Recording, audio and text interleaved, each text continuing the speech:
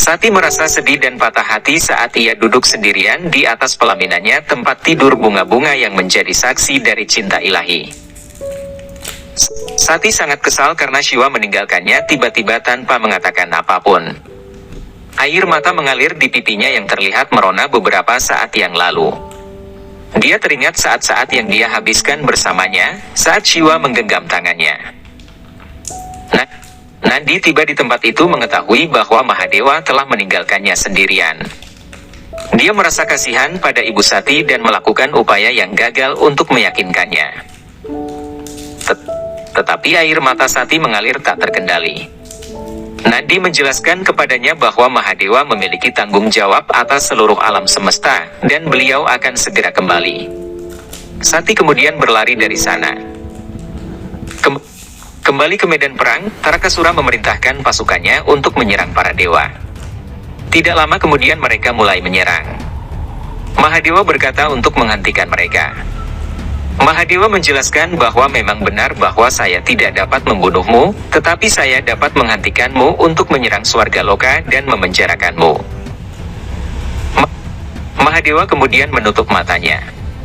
Dan ketika ia membukanya, berkas cahaya putih yang sangat tajam dan menggetarkan datang dari mata Mahadewa dan sebuah bola api yang sangat besar terbentuk dan bergerak menuju Tarakasura. Bola api tersebut berbentuk seekor ular yang sangat besar dan mengikat Tarakasura dengan cara yang sangat kuat. Inilah yang disebut sebagai serangan Nagapasa. Semua asura dalam keadaan panik menyaksikan Tarakasura yang agung dalam keadaan terikat seperti itu. Ikatan tersebut melempar Tarakasura dengan jauh dari arena perang dan mengurungnya di angkasa. Semua dewa menundukkan kepala di depan Mahadewa sebagai rasa terima kasih mereka. Indra berkata, demi keselamatan para dewa, bahkan pernikahanmu pun tidak menjadi rintangan. Kami sangat berterima kasih kepadamu. Seluruh tanah bergema dengan pujian terhadap Mahadewa. Mahadewa kembali ke Kailas dan menemukan kamar pengantinnya yang terlihat sepi. Sati tidak berada di tempat tersebut yang mengejutkan Mahadewa. Mahadewa sudah menduganya bahwa istrinya mungkin sedang kesal. Ketika ia menoleh ke arah kanannya, ia melihat istrinya bersandar di kursinya dan bergerak ke arahnya. Mahadewa meletakkan trisulanya dan duduk di sisi lain kursi. Mahadewa sekarang dengan lembut meletakkan tangannya di atas kepala istrinya, mengacak-acak rambutnya dengan lembut dengan penuh kasih sayang dan cinta di matanya. Wahai Sati. Mahadewa memanggil dengan penuh kasih. Sati mengabaikannya karena dia terlalu kesal dan dia harus menunjukkan bahwa dia tidak suka diabaikan oleh suaminya. Mahadewa terus meletakkan tangannya di atas kepala Sati sejenak dan Sati sedikit banyak merasa tenang dengan kehadirannya. Tetapi itu tidak cukup, tidak akan pernah cukup. Di hutan, Vidunmali yang merupakan putra Tarakasura berkata kepada Sukracarya bahwa untuk menyelamatkan ayahku Tarakasura, aku akan melakukan apa saja. Sukracarya dengan jenggot putih, kumis dan alis hitam telah kembali dan terbangun dari meditasinya. Sukracarya berkata, saya telah memperingatkan ayahmu untuk tetap tenang sampai kita mendapatkan anugerah Sanjevani dari Mahadewa. Vidunmali berkata, menjadi guru asura adalah tanggung jawab Anda. Kemana kita semua akan pergi jika Anda mengangkat tangan Anda? Lepaskan ayah saya dari ikatan Nagapasa, atau jika penebusan dosa lebih penting daripada masalah ini, maka saya akan kembali dan Anda akan terlempar dari posisi sebagai guru asura Anda. Kata Vidunmali mengancam. Sukracarya menjadi sangat marah dan mengatakan bahwa penebusan dosa yang ia komentari adalah demi asura. Jika Anda ingin jawaban, maka dengarkanlah, seperti efek racun yang dapat dikurangi dengan racun itu sendiri. Seseorang bisa mendapatkan perlindungan dari Shiva oleh Shiva sendiri. Vidunmali dengan bingung bertanya bahwa dirinya tidak mengerti. Sukracarya berkata, ini adalah kesempatan terakhir kita. Untuk menyelesaikannya kamu harus mengorbankan nyawamu juga. Vidunmali bertekad untuk menolong ayahnya. Sukracarya memintanya untuk mendengarkan dengan seksama tentang rencananya. Di Kailas, Sati terbangun di pagi hari, di mana Mahadewa sedang duduk dengan posisi yang sama seperti malam sebelumnya. Sati mengamati bahwa Mahadewa juga duduk di sana, di belakangnya. Saat Sati duduk tegak, Mahadewa menggeser tangannya di atas tangannya dengan penuh kasih sayang. Tetapi Sati melepaskan tangannya dari genggamannya untuk memberi isyarat bahwa dia masih kesal. Sati dengan lembut bangkit dan berdiri diam, dan begitu pula Mahadewa. Mereka saling mencuri pandang sekarang. Sebelum dia bisa mengatakan apapun, dia mengamati Nandi yang berdiri di sana. Adegan itu seperti semua orang berbicara dengan mata mereka. Mata Mahadewa mengatakan kepada Sati bahwa dia ingin berbicara dengannya. Mata Sati berbicara bahwa dia terlalu kesal untuk berbicara sepatah kata pun. Sedangkan mata Nandi meminta Mahadewa untuk membujuk ibunya Sati. Sati akhirnya angkat bicara. Dia secara tidak langsung menginformasikan bahwa dia akan pergi ke Danau Manasarovar untuk mandi. Narada mendatangi Kailas. Narada berkata, "Saya merasa ada sesuatu yang sangat tidak adil yang terjadi pada Ibu Sati. Engkau sebagai sang Mahadewa, tidak ada yang salah denganmu dalam menjalankan tugas. Tetapi seorang suami karena suatu alasan telah membuat istrinya kesal. Apakah itu benar?" Nandi menginformasikan bahwa dirinya telah melihat Sati sangat kesal sejak awal, dan yang paling penting, ia terluka karena cintamu. Pada awalnya saya pikir pernikahan ini akan membuat suasana hatinya menjadi lebih baik. Tetapi bahkan pada malam pertama saya melihat ia sangat gelisah dan sedih. Sati adalah ibu kami, kumohon sembuhkanlah rasa sakit hatinya. Mahadewa mengatakan musuh seorang istri yang kesal dengan suaminya adalah salah satu ekspresi cinta Nandi. Saya akan segera mendamaikannya. Tapi saya tidak tahu bagaimana cara membujuknya. Di Vaikunta, Dewi Laksmi berdialog dengan Dewa Wisnu tentang kehidupan Siwa dan Sati. Bahwa bagaimana Dewi Rati dan Dewa Kama telah mengatur malam pertama untuk Siwa dan Sati, tetapi tetap saja persatuan tidak pernah terjadi. Sri Wisnu menjawab bahwa penyatuan ini tidak akan terjadi dengan mudah. Terlalu banyak ikatan yang melekat padanya. Dan selain itu, Sati dalam bentuk manusia yang memiliki keterbatasannya sendiri, di mana Mahadewa yang berada di luar batas apapun setelah hidup sebagai dewa utama. Penyatuan itu akan memakan waktu. Seluruh dunia harus menunggunya dengan sabar. Bagian terbaik untuk dinanti adalah Siwa yang menjadi seorang penyendiri akan pindah ke kehidupan pernikahan. Mata Dewi Laksmi menjawab tentu saja, itu menjelaskan urgensinya untuk membujuk Sati. Tapi Sati juga keras kepala. Jadi bagaimana Siwa bisa membujuknya? Wisnu mengatakan bahwa Mahadewa aneh dan begitu juga tindakannya untuk membujuk istrinya. Saya merasa dunia akan mendapatkan hadiah yang luar biasa hari ini. Kembali ke Kailas. Dewa Siwa memainkan gendangnya dan yang lainnya mengikuti iramanya. Sati datang dengan ekspresi bingung tentang apa yang sedang Siwa lakukan dan mengapa ia tiba-tiba memainkan gendangnya. Siwa berhenti memainkannya dan membuka matanya begitu ia merasakan kedatangan Sati. Mereka kembali mencuri perhatian Sati, tetapi hanya dengan Sati yang marah. Dengan cemerlang Mahadewa menjelaskan mengenai jenis-jenis peran dan akting. Ucapan Siwa benar-benar mencerahkan. Dewa Siwa menjelaskan bahwa penampilan akting terdiri dari 4 jenis. Tipe pertama adalah Angik Abhinay, yaitu menghidupkan karakter dengan menggunakan tubuh, yaitu ekspresi fisik. Tipe kedua adalah Vaijika Abhinay, yaitu menghidupkan karakter dengan menggunakan suara ucapan. Tipe ketiga adalah Aharya Abhinay, yaitu untuk menghidupkan karakter dengan menggunakan ornamen dan kostum. Tipe keempat adalah Sattvika Abhinaya, yaitu dengan merasakan karakter secara mental. Narada muncul dan senang mengetahui tentang definisi besar dari peran akting dari Mahadewa langsung. Dan pikiran puitis, Narada tidak dapat menahannya untuk mengubahnya menjadi sebuah puisi. Narada membacakan sebuah shloka puisi yang berbunyi, "Kami bersujud kepada beliau yang maha pemurah, yang anggota badannya adalah dunia. Yang lagu dan syairnya adalah inti dari semua bahasa. Yang kostumnya adalah bulan dan bintang-bintang. Dia memegang genderang penciptaan di tangan kanannya yang melambangkan kebangkitan baru. Dia memegang api di tangan kirinya yang melambangkan kehancuran tatanan lama. Tangan kanannya yang lain terangkat sebagai pemberkatan dan ia mengarahkan tangan kirinya ke kaki kirinya, yang telah menghancurkan setan Muyalaka yang melambangkan kebodohan. Mahadewa kemudian mengumumkan bahwa akan ada pertunjukan drama selanjutnya di Kailas. Semua orang sangat antusias dengan hal ini. Mahadewa menjelaskan bahwa inti dari drama tersebut adalah bagaimana penebusan dosa seorang resi yang diganggu oleh seorang apsara atau bidadari. Dewa Shiva juga mengumumkan bahwa dirinya akan berperan sebagai rishi dan apsara akan menjadi Nandi. Nandi terlihat gugup. Pada titik ini, Mahadewa menggerakkan tangannya di atas Nandi dan Nandi secara ajaib berpakaian seperti seorang bidadari dengan gaun berwarna merah muda. Semua siluman dan gana menggoda Nandi. Maharishi Narada meminta Nandi untuk maju ke depan untuk menjalankan dramanya.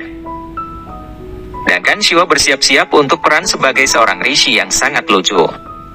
Siapa sangka Mahadewa bisa menjadi dewa yang sangat lucu dan ringan. Dan Nandi berjalan dengan langkah yang terukur seperti seorang wanita yang mencoba merayu seorang rishi dengan tatapan menggoda pada beberapa waktu. Sati berusaha keras untuk mengendalikan tawanya. Nandi berbicara bahwa aku adalah apsara nimfa dari Swarga Loka. Aku datang ke sini untuk merayu Anda, wahai sang rishi. Tolong sekali saja coba lihat aku. Wahai rishi, setidaknya bukalah matamu. Sang apsara berbicara dengan nada memikat. Sang rishi atau Mahadewa kemudian membuka matanya dan dia melihat sang aspara dari atas sampai bawah. Tiba-tiba Nandi menjadi paranoid karena berpikir telah mengganggu penebusan dosa Mahadewa. Nandi berkata, tidak. Aku tidak bisa melakukan ini. Aku tidak akan pernah salah mengganggu penebusan dosamu. Aku tidak ingin melakukan peran ini. Akting bukanlah kegemaranku. Aku senang menjadi pelayanmu. Sati tertawa terbahak-bahak melihat semua ini. Semua orang senang melihatnya tertawa bahagia lagi. Misi Mahadewa akhirnya tercapai. Mahadewa bangkit dan menghampiri Sati. Mahadewa bertanya, wahai Sati, apakah kamu masih marah padaku? Sati menjawab, bisakah seorang penyembah marah kepada doanya? Sati memberinya senyuman. Shiva merasa lega karena Sati baik-baik saja. Mahadewa kemudian mengumumkan bahwa selanjutnya setiap hari akan ada drama yang diselenggarakan di Kailas untuk menghibur Sati.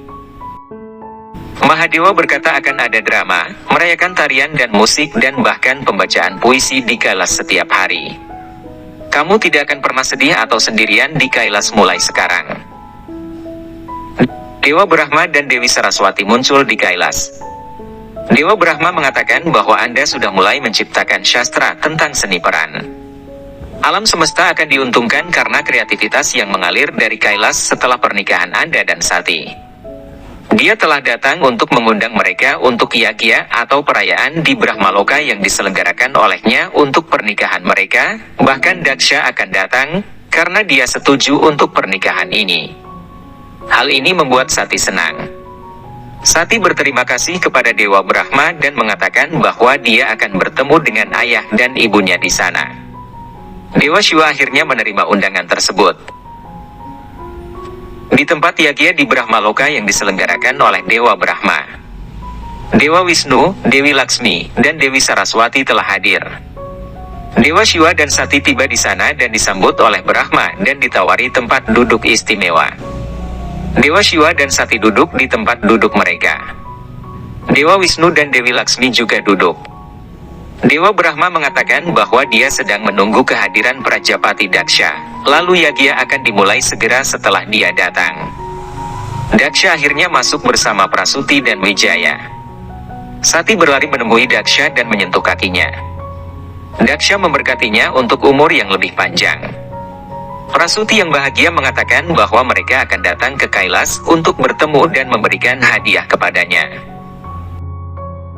Vijaya mengatakan bahwa Dewa Shiva egois, dia bahkan tidak bangun untuk menyapa mereka. Sati mengatakan kepadanya bahwa dia diundang ke sini. Dia adalah tamu utama di rumah ini, kamu harus pergi dan menyapanya.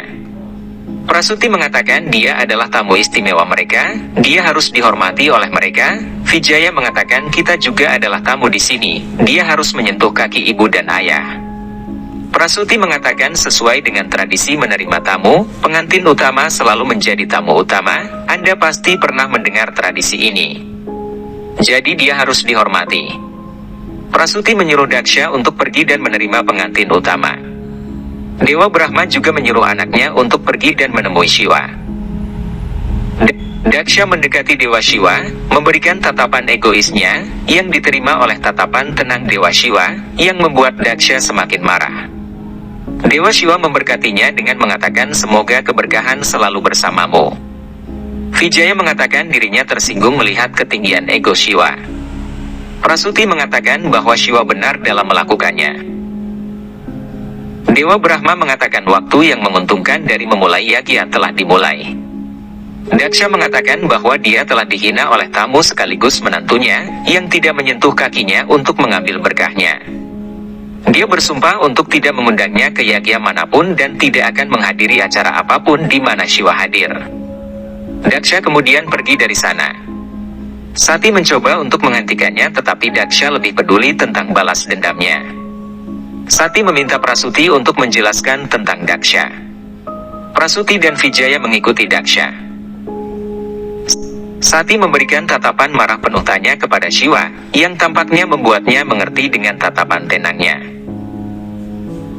Di Kailas, Sati mengingat Dewa Shiva yang memberkati Daksha. Shiva mencoba untuk membuatnya mengerti bahwa itu untuk kepentingan Daksha sendiri, sehingga dia tidak menyentuh kaki Daksha. Sati mengatakan kepadanya bahwa akhirnya kamu telah membuktikan bahwa kamu lebih egois daripada ayah, dengan menunjukkan bahwa kamu adalah Tuhan. Sati bertanya apakah Tuhan tidak bisa melakukan kesalahan. Dewa Shiva mengatakan kepadanya bahwa pada hari kamu akan memahami bentuk Adi Shakti kamu akan menyadari siapa kamu sebenarnya. Kamu akan mengerti siapa Shiva dan apa kebenaran di balik peristiwa ini. Di istana Daksha, di depan Rishi Brigu, Rishi Kashyap, Rohini dan Prasuti. Daksha mengatakan bahwa ia telah memutuskan untuk bersumpah dengan menjaga semua dewi dan dewata dan 4 penjuru arah sebagai saksi. Ia akan melakukan yagya pembuktian. Daksha mengatakan kepada Resi Brigu untuk membuat semua pengaturan yang diperlukan bersama dengan 1000 undangan untuk yagya dan mengundang semua orang dari 3 dunia kecuali Shiva dan Sati. Prasuti terlihat marah sedangkan Vijaya terlihat senang. Putra Tarakasura, Vidumali berdiri di depan batu Shivling Dewa Shiva. Dia mengatakan bahwa dia tidak punya waktu lagi. Dia kemudian memotong jarinya, menawarkan darahnya. Darah Vidumali jatuh setetes demi setetes di atas Shivling Dewa Shiva, mengatakan disbanding memakai susu murni dan air, dia menawarkan darahnya kepada Dewa Shiva. Prasuti mengatakan kepada Daksha bahwa ini tidak benar, untuk membalas dendam kamu akan membakar putrimu sendiri. Daksha mengatakan dia terkejut dengan sikap istrinya. Prasuti mengatakan Shiva adalah Tuhan, dia tidak bisa menyentuh kaki manusia. Daksha menyuruhnya untuk mengambil keputusan, siapa yang ingin dia dukung karena ini akan memutuskan bagaimana hubungan mereka di masa depan. Nandi mendatangi Sati, meminta izinnya untuk menjelaskan alasan dari perilaku Dewa Shiva, dan mengatakan bahwa Dewa Shiva adalah guru segala alam semesta. Di depannya semua adalah muridnya. Secara aturan guru manapun menyentuh kaki muridnya maka aturan karma dapat menghancurkan nasib murid tersebut. Dewa Shiva telah menyelamatkan Daksha dari hal tersebut.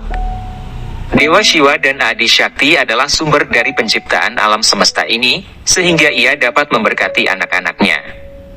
Anda telah menyakiti Dewa Shiva dengan kata-kata kasar Anda harus mengerti dia. Sati pergi ke tempat Dewa Shiva berada, mengatakan bahwa dia pikir rasa kesal hanya diharapkan dari seorang istri, bukan suami. Dewa Shiva mengatakan karena Sati, dia harus menjalani semua ini. Sati mengatakan bahwa ketidaktahuan saya adalah akar dari semua kesalahpahaman ini, kapan saya akan menyadari kebenarannya. Sati memintanya untuk menghabiskan waktu seharian bersamanya. Dewa Shiva tersenyum.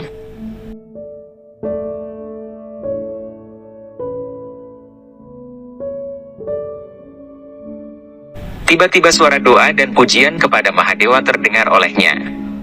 Shiva meminta maaf kepada Sati dan mengatakan bahwa dia akan segera kembali. Vidumali mempersembahkan darahnya pada Shivling Dewa Shiva sambil mengucapkan doa dan pujian kepada Mahadewa.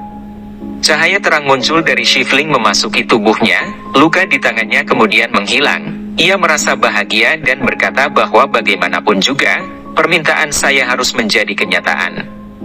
Mahadewa kemudian muncul di hadapannya, bertanya kepadanya apa yang dia inginkan.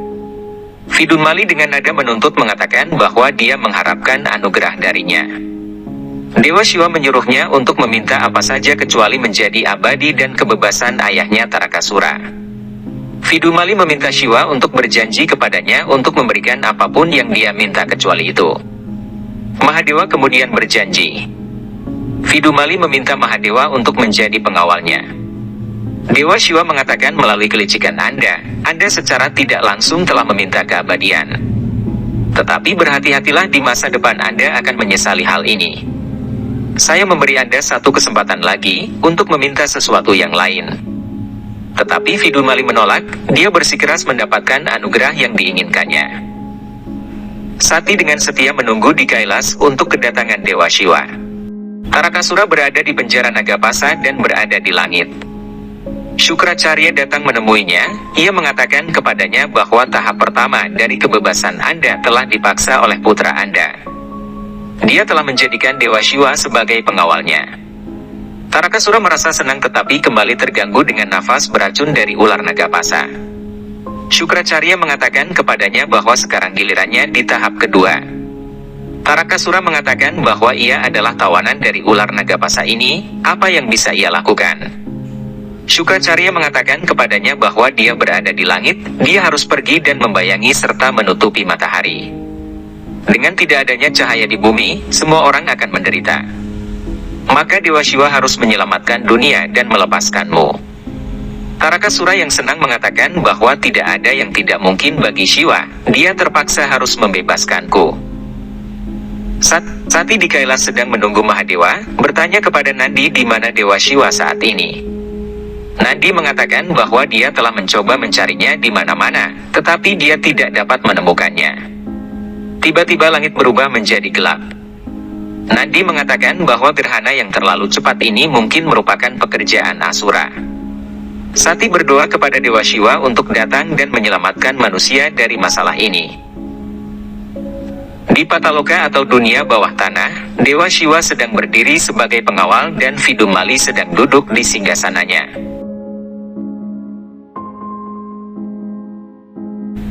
Dia mendekatinya dan bertanya apa yang sedang Shiva lihat.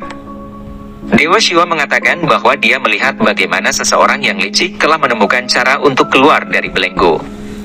Vidumali mengatakan bahwa Shiva tidak bisa melakukan apapun kecuali melihat dari sini.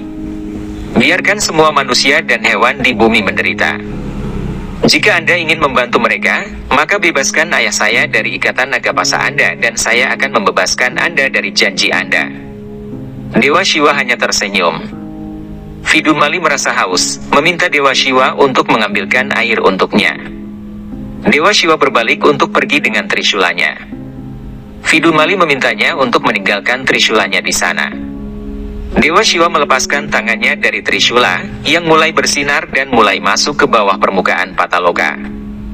Vidumali yang terkejut bertanya kepada Shiva, apa ini?